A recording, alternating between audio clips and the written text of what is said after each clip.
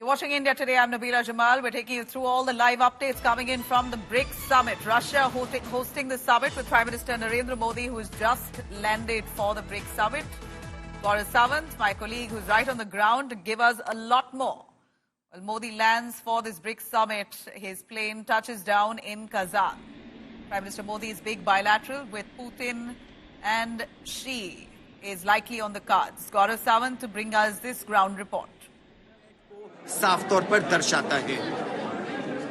अभी अगर आप यहाँ देखें तो जो भारतीय समुदाय है उनके जो लोग यहाँ पर मौजूद हैं, आप लोग यहाँ मेडिकल स्टूडेंट्स हैं क्या जो यहाँ पर इकट्ठा हुए हैं? जी सर, हम लोग सब यहाँ पे मेडिकल स्टूडेंट्स ही हैं, मेनली डॉक्टर्स जो यहाँ पे पढ़ने आए हैं, मेडिकल स्टूडेंट्स लोग यहाँ पे कजान स्टेट मेडिकल यूनिवर्सिटी में अपनी पढ़ाई कर रहे हैं। तो ये बताइए, कजान में जो नया कॉन्सुलेट खुल रहा है, जी, उससे आप लोग का क्या लाभ होगा? ये कॉन्सुलेट इतना महत्वपूर्ण क्यों है भारत? सर देखिए, हमें कोई भी इमिग्रेशन या और किसी भी काम के लिए मॉस्को जाने की जरूरत नहीं पड़ेगी, वो हम कजान में ही रह के कर सकते हैं और ये हमारे लिए बहुत लाभदायक होगा क्योंकि हम लोग स्टूडेंट हैं और स्टूडेंट के लिए समय बहुत महत्वपूर्ण होता है, ये हमारे समय को बचाएगा। जी, और आप भी उत्साहित हैं प्रधानमंत्री के आगमन से पहले, आप काफी देर से यहाँ हैं, क्या उत्साह है जो आपको अपने शेड्यूल से अलग यहाँ लेकर आता है? It's like gonna be once in a lifetime experience for each and everyone who lives here. That we'll see our Prime Minister for the first time, and also हम यहाँ पे like MBBS भी कर रहे हैं and उसके साथ साथ अगर हम अपने Prime Minister को देख पाए तो उससे बड़ी बात है। ठीक, अभी क्योंकि यहाँ पर सुरक्षा का घेरा, और अगर आप मेरे चारों ओर देखिए बहुत ही कड़ा सुरक्षा का घेरा है।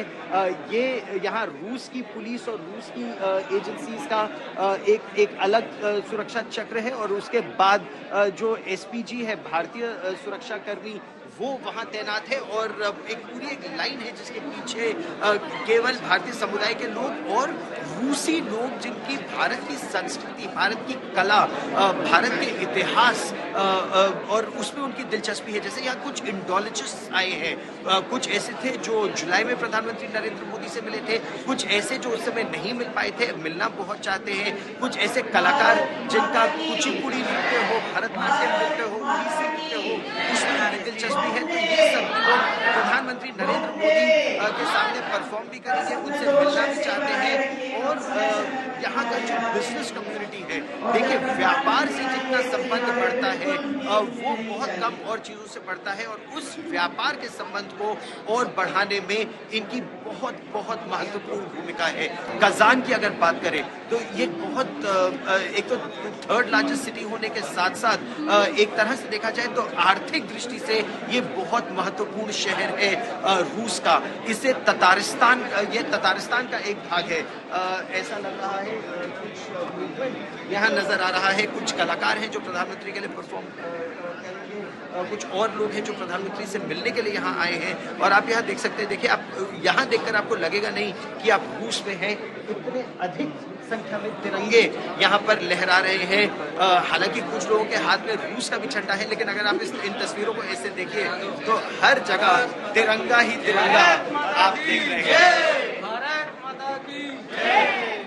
भारत माता की जय के नारे, भारत माता की जय के है यहाँ पर मातरम भी कहा जा रहा है। प्रधानमंत्री नरेंद्र मोदी के स्वागत के लिए यहाँ तिरंगे भी लगातार जय हिंद और जय भारत के नारे।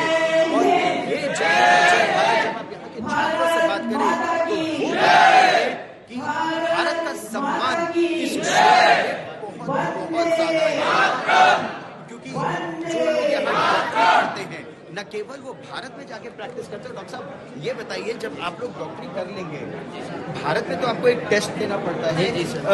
मुझे कुछ लोग बता रहे थे कि यहाँ पर भी डॉक्टरी करते हैं और यहाँ पर भी अस्पतालों में उनकी काफ़ी आवश्यकता रहती है। जी सर, वो हम कर सकते हैं यदि वो हमारी इच्छा के अनुसार, यदि हम इंडिया जाना चाहें तो वहाँ एक एग्जाम FMG होता है, उनको क्लियर करने के बाद हम लोग का वहाँ 1 साल का इंटर्नशिप है, उसके बाद हम लोग रेगुलर जो प्रैक्टिस है कर सकते हैं। लेकिन यहाँ पे जो भी बच्चे चाह रहे हैं कि यहाँ पे प्रैक्टिस करना अपने हॉस्पिटल्स में, और ये चीज़ यहाँ पे कर सकते हैं। यहाँ पे 6th ईयर के बाद एक एग्जाम होता है रशियन फेडरेशन का, जी, गॉस नाम से, उसको देने के बाद हम यहाँ के लोकल हॉस्पिटल्स में काम कर सकते हैं। ठीक है डॉक्टर। ठीक, तो इससे आप अंदाजा लगा सकते हैं। और अच्छा, अगर आप ये पूरी तस्वीरें यहाँ से देखिए, यहाँ से लेकर उस कोने तक, वहां से अगर आप देखिए तो इस कोने तक, और ये पूरा कॉरिडोर, अब कॉरिडोर के उस भाग में अब जाने की इजाजत किसी को नहीं है। हालांकि ये भी एक ऐसी जगह है जहां पर वैसे प्राइवेट टीवी चैनल्स इस तरफ अलाउड नहीं है, लेकिन मैं क्योंकि यहाँ रिपोर्टिंग कर रहा था तो मैं अभी यहीं पर हूँ। और यहाँ पर आप अंदाजा लगा सकते हैं कितनी बड़ी संख्या में भारतीय समुदाय और रूस के वो लोग जो भारत से जुड़े हैं, कितनी बड़ी संख्या में वो यहाँ इकट्ठा हुए हैं।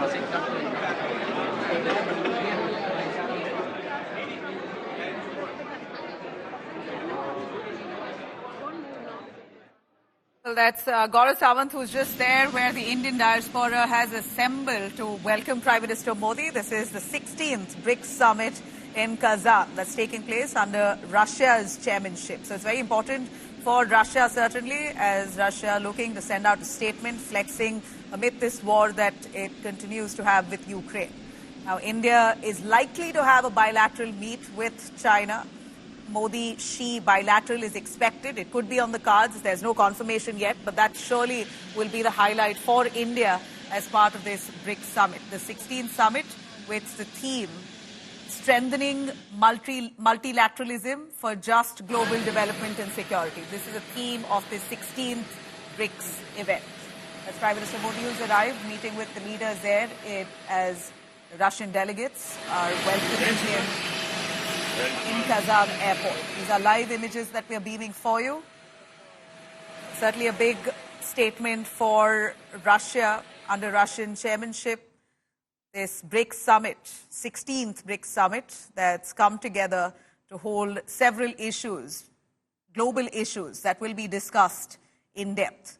This is a two-day event. The BRICS, as it's known very well, is a group of nations. In fact, that also includes Iran, Turkey, Brazil, of course, India, China, and South Africa. The group, of course, over the years has also expanded to include more countries, including Egypt, Ethiopia, and the UAE. So this is really a response to the West grouping, to the G7. This is right now under Russian chairmanship, which means a lot for Russia at this point. Gaurav Sawant, who's on the ground, brings us more. Narendra Modi ने चीन के राष्ट्रपति Xi Jinping से यही बात कही थी कि जो चीन कर रहा है वो सही नहीं है, उसकी वजह से रिश्तों में खटास आ सकती है। और 2014 के बाद भारत ने फिर प्रयास किया। आपको याद होगा 2017 वुहान की अगर हम बात करें या फिर डोलम की अगर हम बात करें, जब चीन की सेना ने एक बार फिर वास्तविक नियंत्रण रेखा को सिक्किम के इलाके में परिवर्तित करने की कोशिश तो नहीं की, लेकिन कुछ उनका पोस्चर ट्राई जंक्शन पर बहुत एग्रेसिव था, यानी चीन बहुत आक्रामक था। एक सड़क एक जगह बना रहा था जो भारत को ये लग रहा था हमारी सुरक्षा के लिए खतरनाक हो सकती है। तो भारत की सेना भूटान के इलाके में गई और भूटान के इलाके में जाकर उन्होंने चीन का सड़क निर्माण रुकवा दिया। और इससे चीन भी हक्का बक्का रह गया था कि भारत की हिम्मत कैसे हुई कि वो भूटान के अंदर घुसकर चीन का सड़क निर्माण रोक दे। लेकिन भारत ने कहा था कि ये हमारी देश की सुरक्षा पर बुरा असर इसका पड़ सकता है अगर ये सड़क बनती है। 70 दिनों से अधिक वो तनाव चला था, लेकिन 70 दिनों बाद क्योंकि भारत ने अपनी सेना को पूरी तरह से सरहदों पर तैनात कर दिया था, तो चीन उस समय पीछे हटा। वुहान में भारत के प्रधानमंत्री नरेंद्र मोदी और चीन के राष्ट्रपति शी जिनपिंग के बीच बातचीत हुई।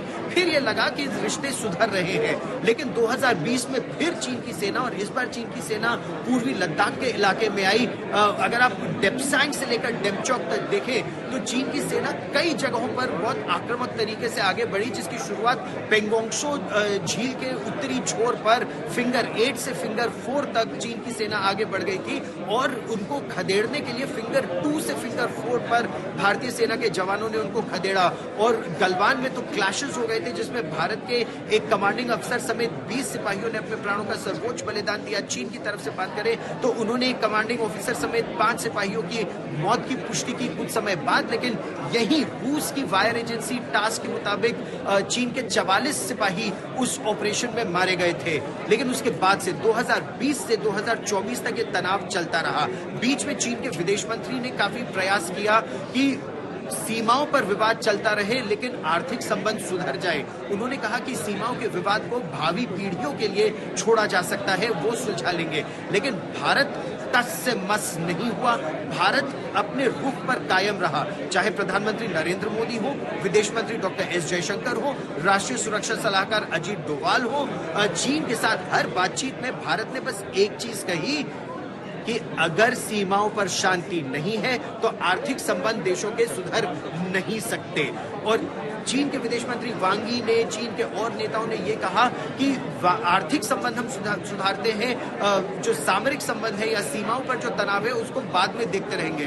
भारत ने कहा बिल्कुल नहीं। और अब आप ये देखिए, जब चीन के विदेश मंत्री वांग यी भारत भी आए या फिर जब रूस में भी मुलाकात हुई और सितंबर 2020 में भारत के विदेश मंत्री और चीन के विदेश मंत्री की यही रूस में मुलाकात हुई थी, तो सितंबर 2020 से लेकर अक्टूबर 2024 तक बातचीत निरंतर चलती रही। 21 राउंड तो कोर कमांडर लेवल टॉक्स हुई, मिलिट्री नेगोशिएशंस हुए, सिविल नेगोशिएशंस विदेश मंत्रालय के स्तर पर जो बॉर्डर मैकेनिज्म का है उस पर बातचीत हुई। और आखिरकार चीन के बारे में कहा यह जा रहा है कि कल डिसएंगेजमेंट पूरा हो गया। 2 पॉइंट्स जो रह गए थे, आपको याद होगा भारत के विदेश मंत्री डॉक्टर जयशंकर ने कहा था पिछले महीने कि 75% समस्या सुलझ गई है, 25% बची हुई है। और चीन का यह कहना था कि 2020 में जो समस्या शुरू हुई वो तो हमने सुलझा ली है। डेप्सैंग और डेमचौक वो पुरानी समस्याएं हैं, लेगेसी इशू है, वो बाद में उससे निपटते रहेंगे। लेकिन भारत ने साफ इनकार कर दिया। भारत ने कहा नहीं। और प्रधानमंत्री नरेंद्र मोदी का ये रुख था, बहुत ही कड़ा रुख प्रधानमंत्री नरेंद्र मोदी का। उनका रुख ये था कि डेप्सैंग और डेमचौक भी सुलझना आवश्यक है। जब तक डिसएंगेजमेंट डेप्सैंग और डेमचौक पर नहीं होगा, बातचीत आगे नहीं बढ़ेगी। और आखिरकार कल चीन इस बात को मान गया।